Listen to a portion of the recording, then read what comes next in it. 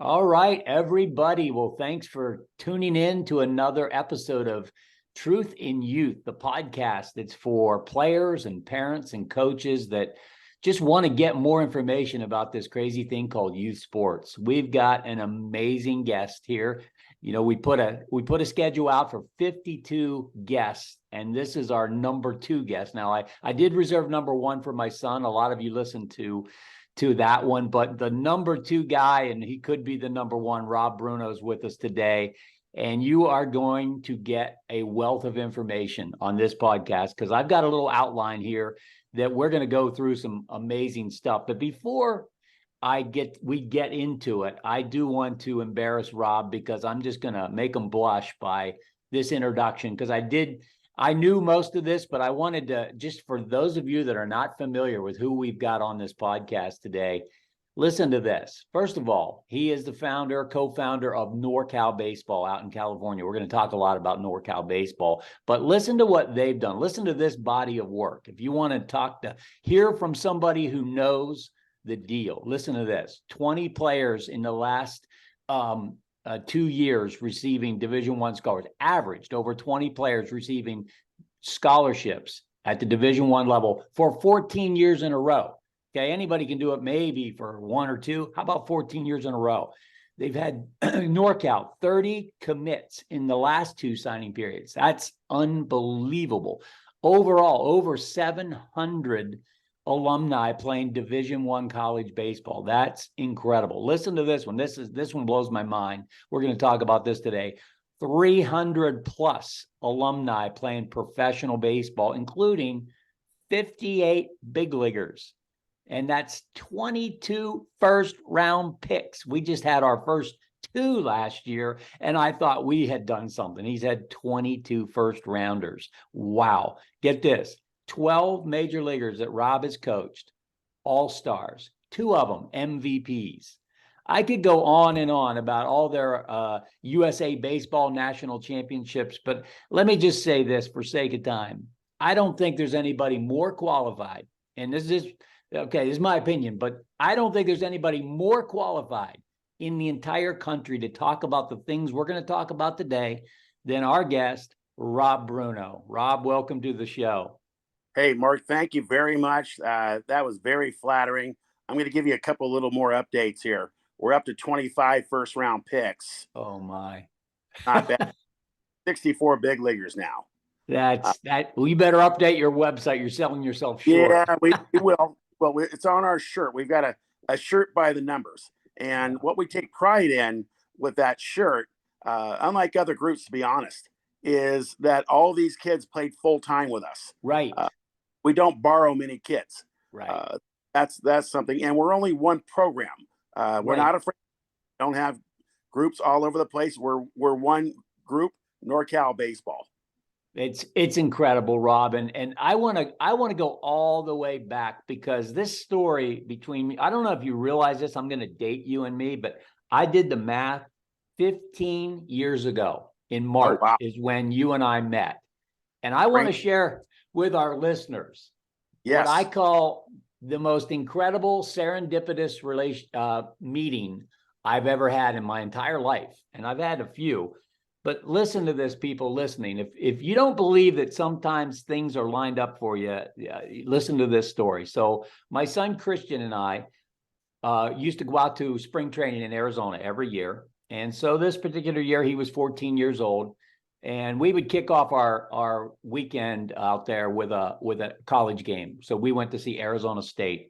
And Christian, who studied travel baseball like crazy, I didn't really at that time. He pulls on my shirt and he says, "Hey, Dad, I think that's NorCal over there." And I look over and I see a bunch of good-looking kids, good-looking athletes. I see this big guy laughing and talking, and I go, "Well, I'm not sure who NorCal is, but if there's somebody special, let's go meet him." And of course, Christian thought that was kind of crazy. So we walked over and I saw Rob there and I said, I didn't know who you were. And I said, "You guys must be NorCal." And I'll never forget, you said, "That we are." And you are. And I'm telling you what, we started into a conversation. It was incredible. I realized you're the kind of person, Rob, and I'm not just saying this to float your boat. that when you meet somebody like you, you know you're meeting somebody. It was the real deal. I was a sponge. You invite us out to watch your team play the next day. You were ranked number 2 in the country, a 14U team, same age as my son. And what happens? We're standing there watching you take BP, and Rob, you invited Christian in to take BP, which I couldn't believe. And now my son's taking BP with the number 2 ranked team in the country. Next thing I know, you invite us to play with you at the WWBA in Georgia that following summer.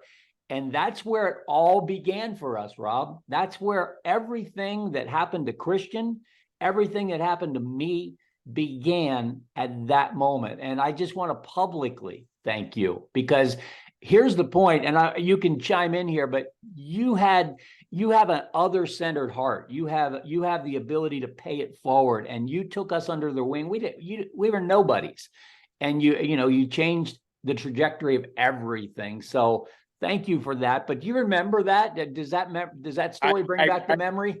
Well, some people say I have the ability to project when I'm scouting, and I think this was a perfect example. And I had a great feel for the whole thing. And gosh, what a great opportunity to do a little bit of sharing, and that's what we do. Well, I still to this day don't know why you asked me to coach with you in Georgia, but you did, and there I am in the dugout of the number 2 ranked team in the country. And that team, I don't know how many big leaguers. There's a bunch of kids on that team that played big leagues. But here's what I remember about that experience. The first thing I remember is all week long, I'd be talking to you and you'd say, hang on a second, Mark, I got to take this call. It's Arizona State. Hold on. Yeah. And then you'd go off and talk to Arizona State for a while. Then you come back. About 20 minutes later, you'd interrupt our conversation again. Sorry, the Oregon coach is on the line. Hold on a second. Mark, UCLA. And I remember literally being depressed, because I remember thinking, I am so much a nobody that I'll never, ever be in this guy's league. And I remember thinking that.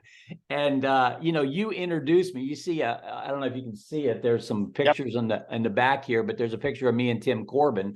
And I don't know if you remember this. You introduced me to Tim Corbin. And I remember the day you did that. And I'm like, why would he ever care about talking to Mark Helsel? But somehow you even projected me, Rob, because, I went on to start a travel program and have a little bit of success, and you got me started in that too. Well, I guess that's my point. I'm hoping to project anything as far as quality, and you obviously were a good guy, and there's a book that I read that talked about there are no coincidences in life. And this was supposed to happen. It was James Redfield is the author. And this was supposed to happen. And this is a lifelong relationship, friendship because of that. And, when you get those good vibes and you just have a good feel, that's what we went with. And it's been great.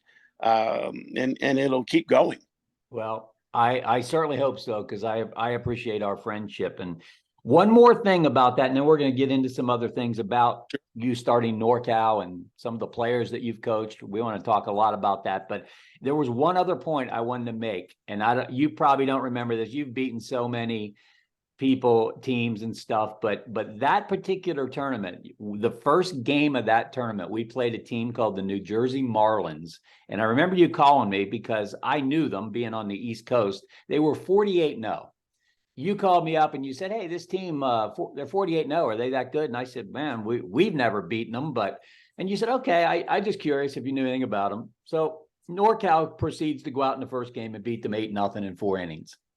And I remember what struck me the most, and I'd like you to just touch on this, your dugout did not care, did not know anything about that other team. I never heard any kids saying, oh my gosh, they're 48-0.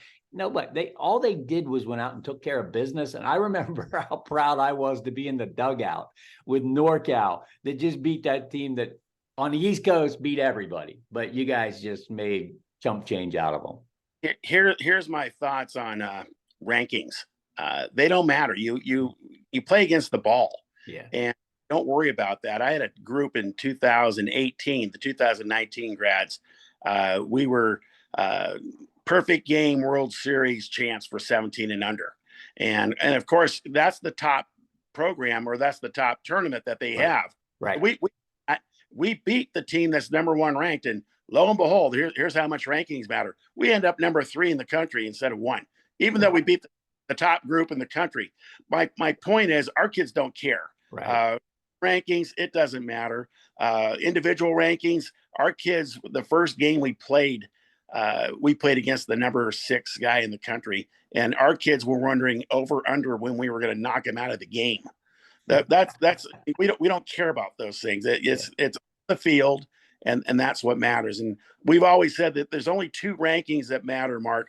It's the college that signs you to a letter of intent, and the pro team that drafts you. All the other stuff, you know what all the other stuff is for? Creating subscriptions for money for groups. That's all. Yeah.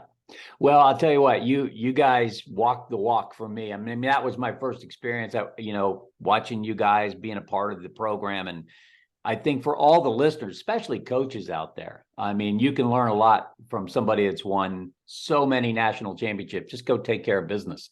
Don't get caught up in the hype and the hoopla and all that stuff. But let's go back even further than when you and I met. You are the co-founder of NorCal baseball. Tell us a little bit about the beginning. How did all that happen, Rob? So I started it back in '92, and then Tony Crivello, integral part of the program. He joined me in 1995. Okay. Really one of our super teams that we had then. 4 big leaguers: Jimmy Rollins, Mike Tonis, Matt Riley, Xavier Nady. So just to name a few. Great group of kids. And Tony is huge. He's a left brain analytical guy. Unbelievable. I'm kind of a right brain creative guy, and a little exuberant, some might say. And so it's a great partnership that we've got. We started this whole thing as a forum to go play against other really good teams. Simple as that. We talked about scholarships. Nobody talked about exposure. We just wanted to, you want to be the best, you've got to play the best. And that's what we did. We went out and sought out great teams, and that's what it's all about. And honestly, that's what it's circling back to now for us.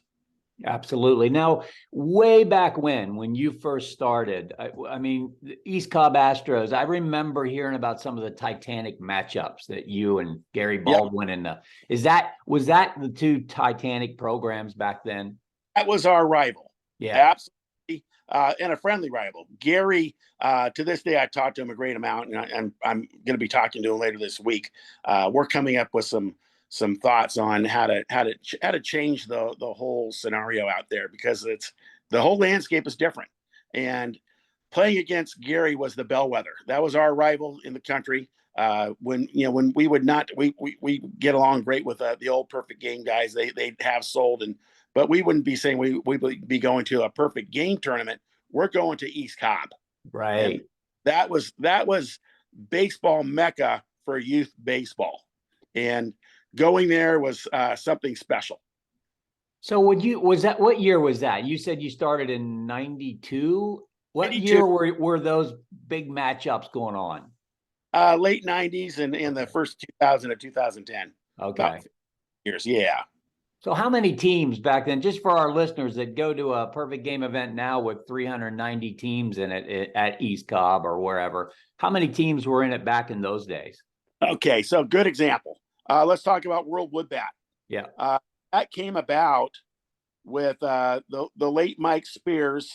Rest in peace for Mike. He ran ABD. Right. He is one of the founders of youth baseball the way it is now. I never say travel baseball. Yeah. But summer baseball, we'll say it. He and Gary were 2 huge parts of this whole thing. But Mike and I, along with Andy Ford, Perfect Game, we would sit around sports bar, have dinner. I'd be drinking my iced tea. They might be having a beer. And we would just get some notebooks out and start thinking about ideas. And the 3 of us came up with a World Wood Bat idea, the whole concept, on paper in Kennesaw. Just sitting. When it got to about 75 to 80, we decided it's too much. It's too much. Joe Walsh, great guy. I don't know if you remember Joe. Joe passed away with a heart attack a few years ago. He was a Harvard coach. And Joe and I would sit up with Joe at East Cobb for hours and hours. And we would talk about everything but baseball. But he said, Robbie, I go around and I go to this tournament now, and this is when it was getting pretty darn busy. And he'd say 6 hours of my days driving. It's crazy. So I do like the World Series type of thing that they do, and that type of thing. So, but when it gets to be 390, there's a challenge, and the bigger challenge is this. And it's not Perfect Game's fault. It's not. It's society. It's social media. Everything else. I mean, if you could run a tournament with 400, great. Why not? But Right. the is you can't get seen. You're not going to get exposure at an event like that. You just won't, unless you're one of the top 20. You're sitting there, but people feel obliged to do it. It's fear and hope, is what I call it. Right. That's a big factor in this thing. Fear that they're going to get missed and hope that they get seen. And it's a little bit crazy out there. Well, it is, and we're going to talk a little more in depth about that. I've got that recruiting, and how things have changed over the years coming up in a segment. But there's a couple segments here before that I want to get to, because I want our listeners to hear some really, really cool things about some of the players that you've Sure. coached. I don't mind you dropping names, telling us a couple stories, players that stood out to you, anything like that, because I don't know anybody.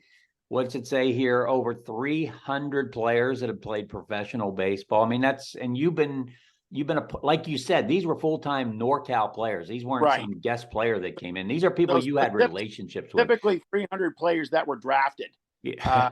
Yeah. The great majority did play pro ball. Right. I know that because the 14U team that Christian played on had a bunch of guys that played pro ball. Unfortunately, he wasn't one of them, but yeah, no. Well, he played pro ball, but now he didn't get drafted like those guys did. Well, it's you know what? If you wore the uniform, you wore the uniform. Yeah. So right. It is really special. Yeah. We've had a bunch of guys, and starting off, here's the great thing. I've got 2 or 3 guys that played on our initial team that are back coaching for me. Nice. That is an incredible feeling. Yeah. Yeah.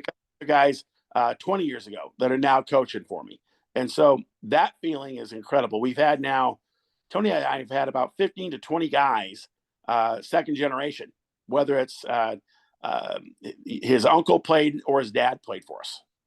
And that's pretty amazing. And that's a lot of fun. But we go back to like our 93 team. The first kind of star, so to speak, was Pat Burrell.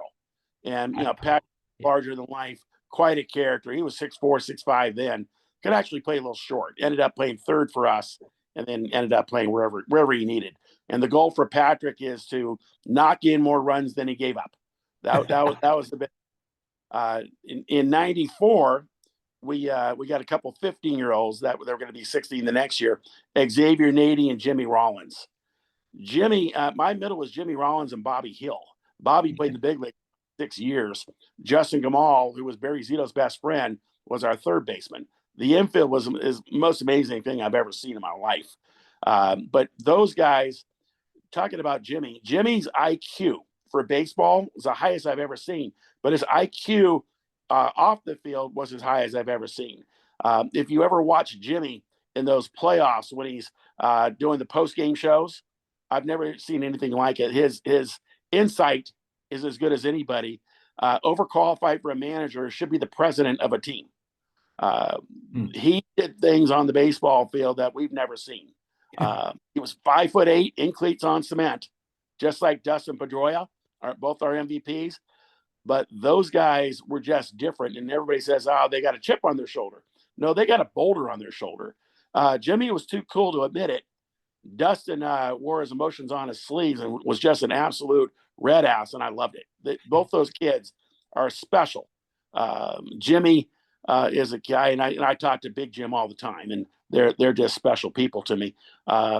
He was just amazing. He did things as a switch hitter that I've never seen, and that sixth sense as a shortstop that Omar Vizquel has, he's got the same thing. So those are some guys during. But it had a lot of guys.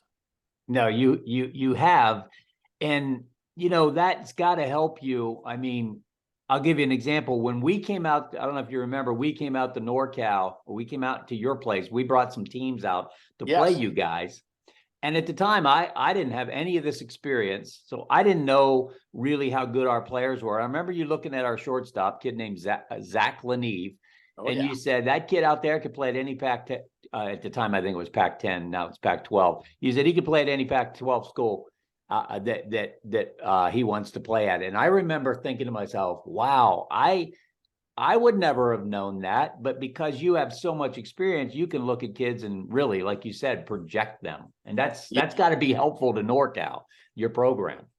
Well, it is, and that's, I guess, one of the things that I enjoy doing. When you have a lot of experience, you can recall about, okay, what did this guy look like when he was young? Now he's in the big leagues. He's been an all-star, and we've had guys who have retired from their MLB careers now. But we can look back at it. I've got some guys that are incredibly projectable in our 25 class. I think I've got 4 or 5 big leaguers right now, no question in my mind. That's just what they look like. We had a couple kids last year. Henry Bolte. Henry went second round and made a lot of money. This is a kid, 6'3", 200 pounds, runs a 6'5". University of San Diego, goes to area codes. Nobody knew him. And we've been telling everybody about Henry, but nobody knew him. And one of the main reasons was we had the whole COVID summer. Right. And that was his sophomore year. It would have been his opening year, right? And so anyway, he goes to the University of San Diego. In right field behind there's a 3-story apartment building. He breaks a 3rd-story window going oppo about 400 feet. At that point, people said, "Oh, look at this Henry Bolte. He's really good." Well, we've been knowing for 2 years. Paul Weedman's one of our coaches has said, "This is a future big leaguer." Another guy that we had that was pretty darn special last year was Robbie Snelling.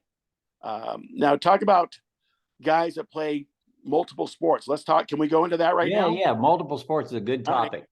So 2 of the best athletes I've ever had in the last 30 years have come the last few years. Robbie Snelling being one.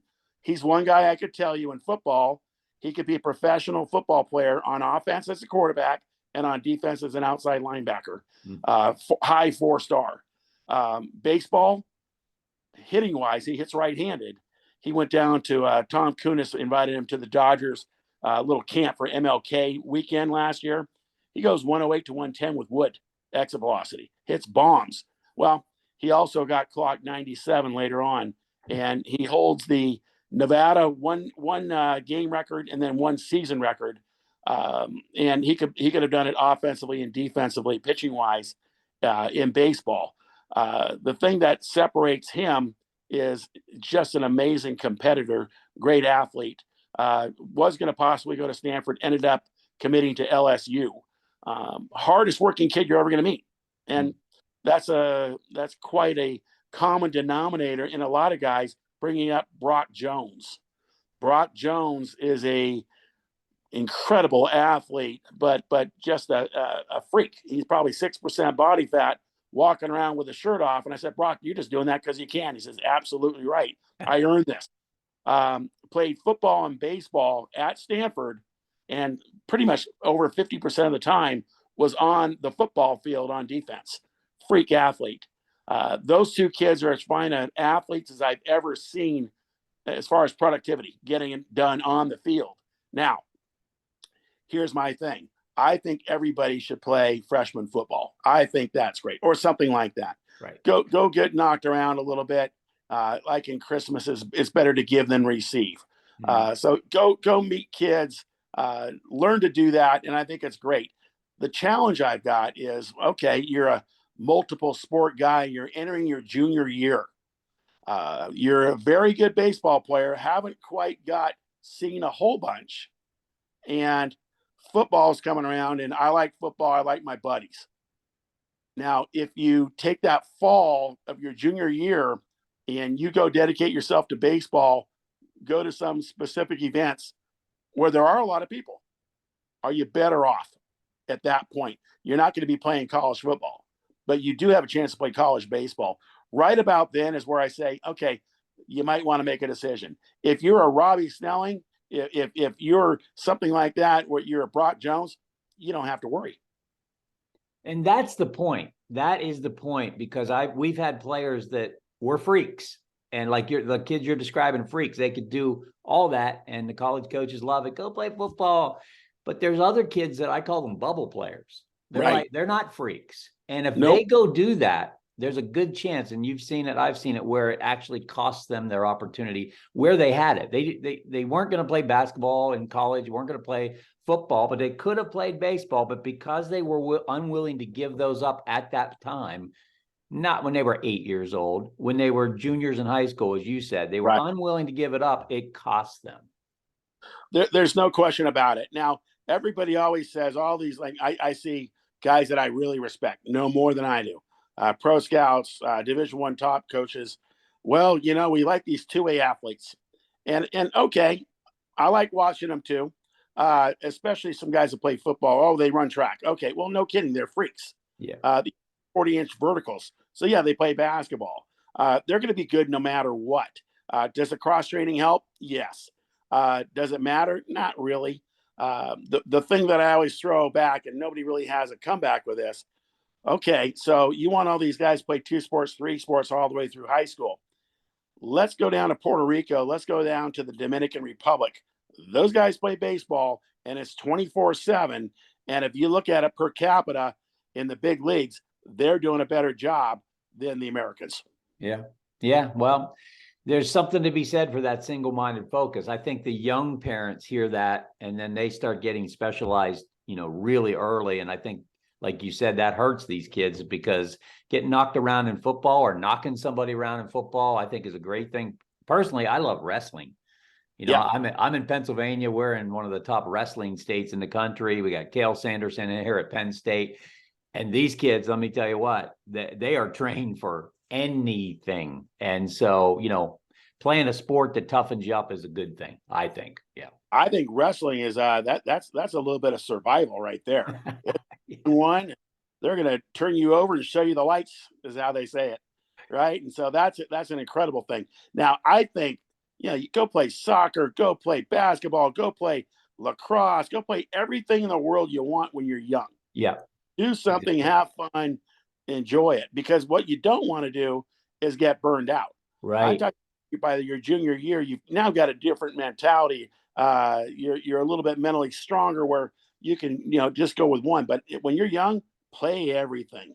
All my guys asked me. They said, "Well, is it okay if we do basketball?" I said, "You should do basketball. Yeah. That's right. Just step on a basketball and sprain your ankle." Yeah. Right. Exactly. But I think it's absolutely a great thing. And then you've got to figure out, okay, what's the cost and reward, risk, that type of thing. When do we have to switch over to possibly just playing one? Right. Exactly. So that's a good segue, Rob. we talked about it a little bit earlier, but let's get into a little bit of how this thing has changed, because people think about a young parent right now. Think about a parent of an 8 or a 9 or a 10-year-old kid right now. They're listening to this show. They're coming into this like this is the reality. This is the way it is. And in some degrees it is, but you and I know it as something different. It was something different. And we can see some things that are better now, but we can also see some problems. And there some of them are significant problems, but I don't want to steal any of your thunder. Give our listeners the evolution of the list. Yeah, the youngest groups, and there's no question. I'll tell you what's funny. Steve Springer's calling me, but tell Springs I said hi.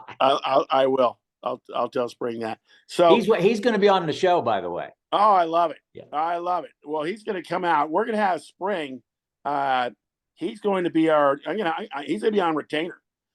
He's going to, and I'm going to have him speak to some other groups as well. He's the best, but he's going to be a guy who's going to go to a couple of our tournaments, come speak to our guys, be on Zoom with them. Baseball is so mental between he and Alan. I mean, gosh, we're fortunate to know those guys. But getting back to 8 to 12-year-olds, especially those ages, I think it's crucial. There's two or three things that are crucial. One is finding somebody that you trust, that you can do great reps with, that you can learn and get a great handle on how to play catch, how to field, how to do those things. And then the second one is nothing replaces reps. You take 100 ground balls a day, swing 100, throw 100, and you don't have to have individual coaches all the time either. Just go out and do it. One of the things that we did when we were younger, we went out to the softball, baseball field, out to the parking lot. It didn't matter, against the fence, against the garage wall. We threw the ball all the time. What we didn't do is coach the instincts out of kids.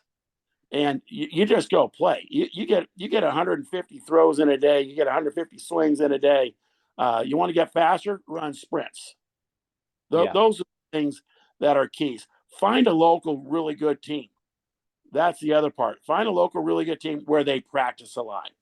One of the things, we just got a 12-year-old group that's going to be under our umbrella. What we're doing right now is putting together double headers throughout the whole spring. Right. And more importantly, to be able to play a doubleheader, stop, fix the challenges that you have right in the middle, because you play like-minded, friendly people, and it makes much more sense. One of the biggest challenges I see in the last 10 years are all these teams playing in all these local tournaments, putting all this money into guys that run tournaments. That's simply the only person that's getting better out of that is the tournament directors.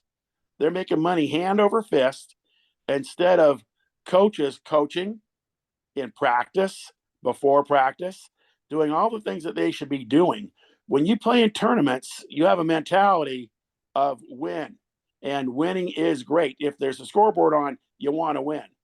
But are you doing that instead of working on the prioritizing development? Probably. You've got, what do they call? They call bracket pitchers, and then they got playoff guys, and this guy goes in the ship. Well, that's all garbage. If it's your time to throw, it's your time to throw. Now they got pitch smart, right? And so the guys average 1 inning on a Saturday, and they pull them one pitch before their max. And what happens is both teams do that. They have 4 timeouts each group, and you lose 30 more minutes of your game instead of just going out and playing. One of the things they had to do in youth baseball, you throw on Saturday, you don't throw on Sunday. You want to throw Sunday, you don't throw Saturday. And those are little things like that. Glorifying 11, 12, 13, 14-year-olds. That I don't get. I saw your tweet the other day. There was a 9U national ranking that came out. Right. You're not a fan.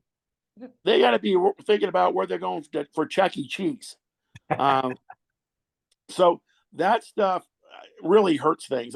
When we start the rankings, last time I looked, Mark, when I look at 12-year-olds, 13-year-olds, 14-year-olds, they change. And they change not in a year, but in a month. Yeah.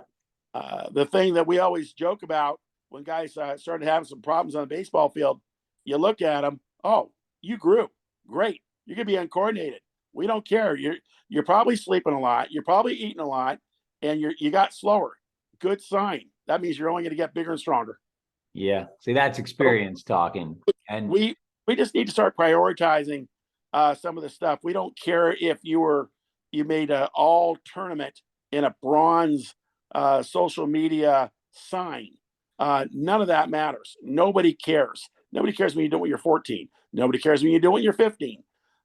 Guys from from Division I schools, from Division II schools, they don't look at the perfect game. Oh, look at your bracket. Oh, you were all league last week. Nobody cares. And that's not, by the way, that's not Perfect Game's fault. No, I mean, that is what it is. But I'll tell you who I think are falling into this trap more than anybody are the parents. They're scared.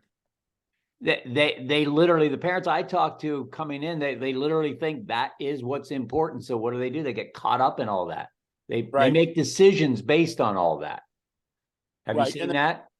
Yeah, they're constantly learning. They're constantly and again, when you have groups in the country also that will buy 12-year-olds, buy 13-year-olds. By buying, I mean fly them and their parents, put them up in hotels for free, take care of their car rental.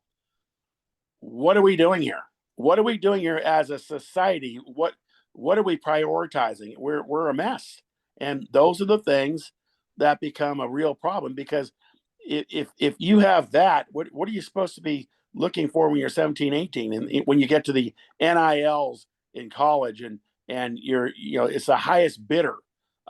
We've lost our way, and we need to find it. Well, that's another point I wanted to make here. I had a mentor. His name was Rob Bruno. I don't know if you remember how many times I was getting information.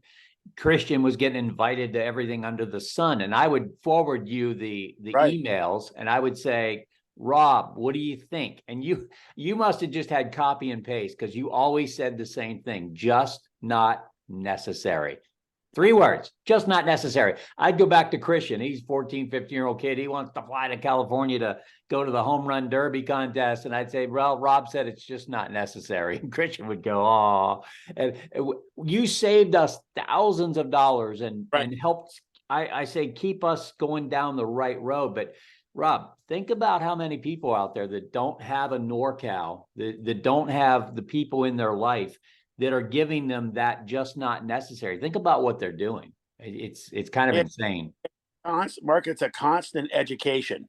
I tell our guys that one of my jobs is to save you hundreds and thousands of dollars of money by telling you no, 80% of the time. And then there's 10 to 20%. Yes. Yeah. The worthwhile item. I remember Christian got invited to the Perfect Game Junior Underclass. That was a yes. He got invited to the East Coast Pro. That was a yes from you. Area Codes. That was a yes. I mean, they were big time events. They weren't money grabs. And but when you're a parent going through this for the first time, you don't know the difference. I had somebody the other day ask me about something, and it was going to be like $4,000 that they were going to do, and it was a pure money grab. And they were so thankful they had somebody. But my point is, the people listening, if I could give you any advice, find a Rob Bruno out there and get as close to Rob as you can possibly get, because you're going to get steered in the right direction. If you don't, you are going to, you're going to be going down rabbit holes you don't want to be going down. Well, and the reality is, when they are wasting thousands of dollars at 10, 11, 12, 13, how about bank that money, put it in a college fund? Right. Exactly. You're spending your scholarship money. Right. And because down the line, let's face it, you've got 11.7 scholarships. You might get a 40%, 50%. That's really good. You got to come up with the rest. Right. There are times to travel. We do go back east. This last year, we took an amazing trip. We flew into Austin, Texas. And this is a great story. July 14, I remember the dates. July 14, fly into Austin. 15th, we hang out at University of Texas, our 2 top groups with our 25s. And the whole staff was there. And they gave us quite a deal for about 6 or 7 hours. Troy Tulowitzki was the volunteer assistant. Troy Tulowitzki is also a NorCal alum. And Troy talked to our guys. It was incredible. Got to see Peter Hansen. Peter was a Friday night guy, one of the studs in the country, and went really well in the draft last year. Peter hung out with our guys, got to see Steve Singleton. Steve got up to AAA, NorCal guy. He's now, very interestingly, the associate head coach for softball at University of Texas. So that was special. And so we got to see a lot of our guys, and we got a guy coming in next year, but that was quite a deal. Next day we go to TCU, and that was quite a deal. Yeah. That was a pleasure. They're doing a great job. So the next day we get into LSU. Now they kind of like their baseball down there. A little bit. Yeah. Nick Bronzini, one of my favorite kids I've ever coached, who will be a big leaguer, 6'3" or 4", 240 from the left, throwing 90 plus, but everything moves. He can't throw a ball straight to save his life. He and I and a bunch of our guys go down to this sports bar on the 17th, and we watch a bunch of our guys get drafted. What a great night. That was special. That was one of the greatest nights for NorCal.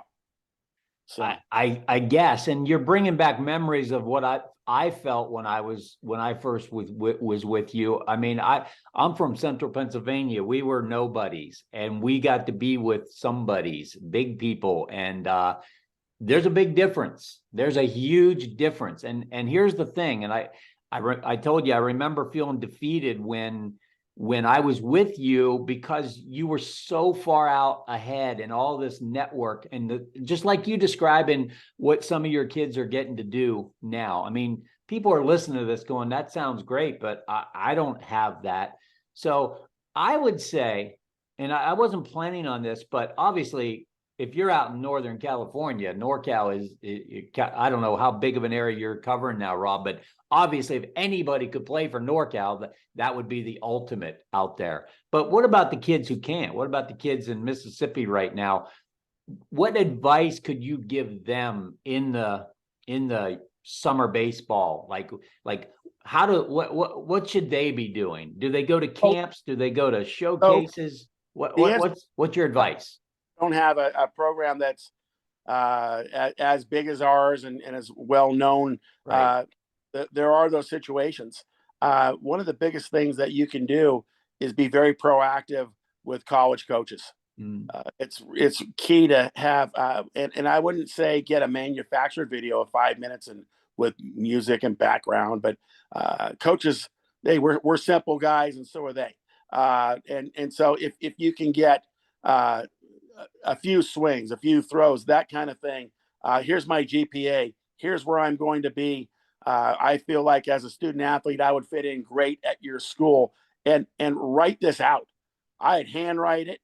And then I'd follow it up by an email. And then I'd follow it up with a phone call and be proactive in a way. And I think if you do that and you do a great job with that, that's a key. Are there good camps to go to? School camps? Yes. There are waste of time camps there, which are money makers for the volunteer guys and everything else. And that's important. Right. But there are the all-star camps, which usually cost less, which usually you find out, okay, the whole coaching staff will be there. And those are the ones that are the most important. And just to go to an all-out camp where there's 300 guys there and it's a lot of money, doesn't do you much good. You've got to be kind of take a rifle approach instead of a shotgun approach. Right. Well, I mean, obviously that's a big question that people ask. And there's two reasons I think to go to camps. One is for the experience. There may be actually three. You go for the experience. Maybe you're going to get recruited or you're trying to get recruited. But I always say, if you don't do something there that really stands out, let's be honest, there's 300 kids there. If you're not one of the fastest kids, one of the best velos, one of the best bodies, one of the best exit speeds, if you're not in the upper echelon in any category, it's pretty easy to get lost in 300 people. And people don't realize that. They just go, and I don't know what they think is going to happen. But if you're not able to put up numbers, I'm not sure the real value of going, other than the experience. And I also tell you, like with school camps or any kind of thing, especially school camps, the communication is crucial. Hey, coach, I'm going to be there. I look forward to seeing you. You've got to differentiate yourself with everybody else. Right. You can't be another guy. Right. First thing you do is go up and shake his hand. Look forward to this. Thank you so much for the opportunity. Boy, you just got me. We only have 5 more minutes, Rob, but you just got me thinking of one other thing, and this is probably a good place to finish this on a positive note. You teach more than baseball out there. You know, your group, when I went out to California and I threw BP to them, it was the first group of kids that ever thanked me for throwing BP. I was just so impressed with 14-year-old kids going up, shaking my hand, saying, "Thank you, coach. Really appreciate it." I'm like, whoa, I never saw this before. And then one other thing, and I want you to comment on both these. You and I were standing there talking. I looked out on the field, and kids were out there raking the field. Their games were over, and they were out there taking care of the field. And I said, wow, look at that. Kids are even working on the field. And you said, this is their place. They have pride of ownership. Well, I think with baseball is a bunch of life lessons, isn't it? I mean, that's what you're doing, and you're going to be a person a lot longer than a baseball player. What we try and do with our guys is try and guide them there, and even guiding them to the next level. So they go to a place where it's an unbelievable 40-year decision. It's who you're going to be. So it's really important that we develop on and off the field. The best compliment we always say that you can ever give our guys is he's a great teammate. If you're a great teammate, it translates into life. And those things are so much more important. When I go back and we get a lot of calls, and I know you're starting to get these calls, these emails, text messages. Coach, I don't know if you remember me. Well, of course I remember you. You played for me. I remember every single guy that played for me. But do you remember when you said this? And you might not remember that specific thing, but it really hit a spot for him, and it changed his life. And those are the things. You get it. You're getting those right now. And so those are the things. That's why we do this stuff.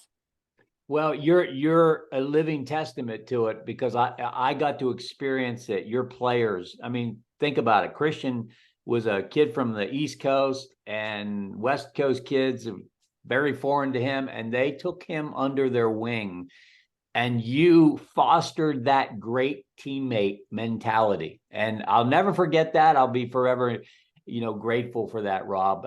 You walk the walk, and you're one of the true good guys in this game. And that's why I wanted to have you on this podcast right out of the gate, because I want to bring value to the marketplace, and you've been bringing value to the marketplace for a long, long time. So I can't thank you enough for coming on here and speaking to our listeners. Yeah, I'm a little bit surprised that it went that quick. We could do this for another hour. Easily. Yes. At 45 minutes, an hour just flies by when you're talking about this stuff. And like you said before the podcast, this is our life. This is what we do. Right. We don't have to. I have a little outline just to keep us on track, because we could talk about 50 other topics too. And here's the good part. And for me, I've got a couple more years in this deal. There are some great things out there for youth baseball. And I picked on a few groups, but I like a lot of groups out there. They're just doing what we're asking for. And if we could start asking for, hey, you know what, we would rather have this, we control the marketplace.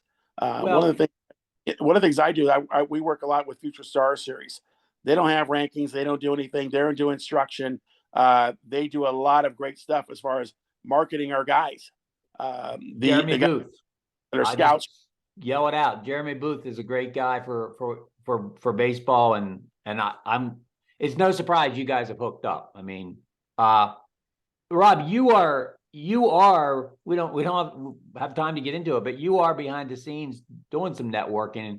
I know you're always up to something, but you've got some plans, and I can't wait to see how they unfold. We're trying to put together something that's special for youth baseball. More like-minded people, homegrown groups, get back to what's important. And that's part of the whole player and person type of thing.